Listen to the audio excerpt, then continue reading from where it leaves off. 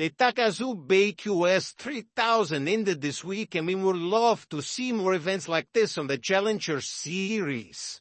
That's true. We said it before and we'll say it again. I mean, we know it might be hard with permits and sponsorships, but the qualification for the main tour should be made in quality waves and not so many closed-up beach breaks. Anchor Point looked amazing for the event, and for the women's, Francisca Veselko and Janira Gonzalez Ichabari to first and second place. This result brings Francisca to second place in the U.S. rankings and Janira to seventh. On the men's, local favorite Ramzin Bokian took second with a hit total of 19 points, and Jorgen Kusinev first with 19.17 out of 20. It was an amazing display of goofy versus regular on one of the world's best right-handers. This event was organized between WSL Europe and Africa, and athletes from both regions will count the results on their rankings.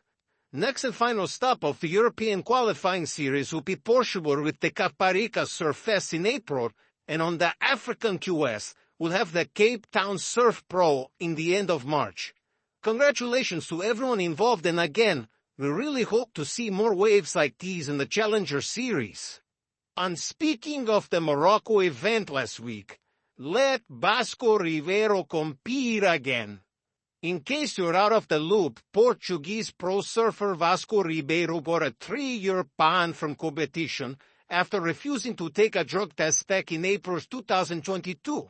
That is correct. Vasco expressed that he was going through a rough time in life back then and was invited to party with fellow surfers the night before, on which he consumed some illegal substances. His defense stated that the stress in combination with the use of these substances affected his decision-making abilities. They also stated that Vasco was not aware of the consequences of refusing to take these tests. Fast forward to this year, and the ISA reportedly gave Vasco consent to compete at the Takazú Bay event, since it had no bearing on Olympic qualification.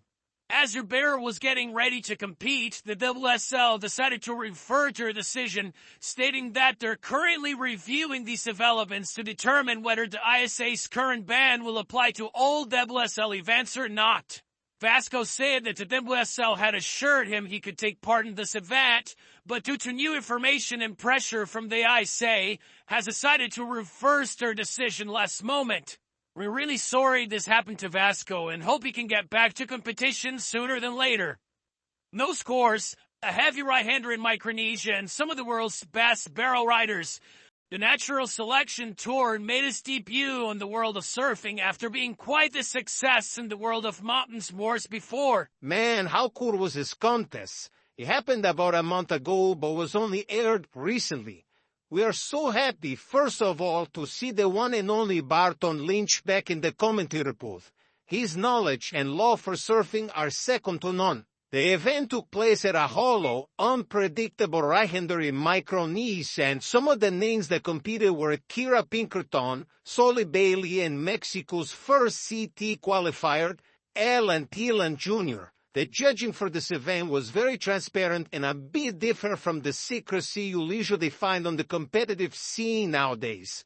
There were no scores, as head judge Brad Gerlach and his panel went strictly off overall impression to determine the winner of each heat. In the end, winners were Mila Coco Brown and Solly Bailey. Congratulations to them, and really looking forward for their next event. You should watch Havana Libre.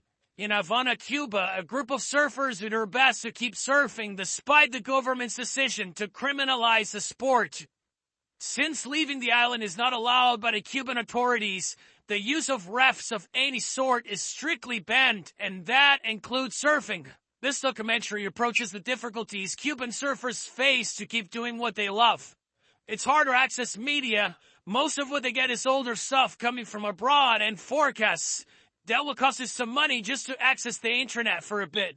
Or it's also not easy to come by, and some locals even make use of old fridge doors, shaping them with what they have so that it could catch some waves too.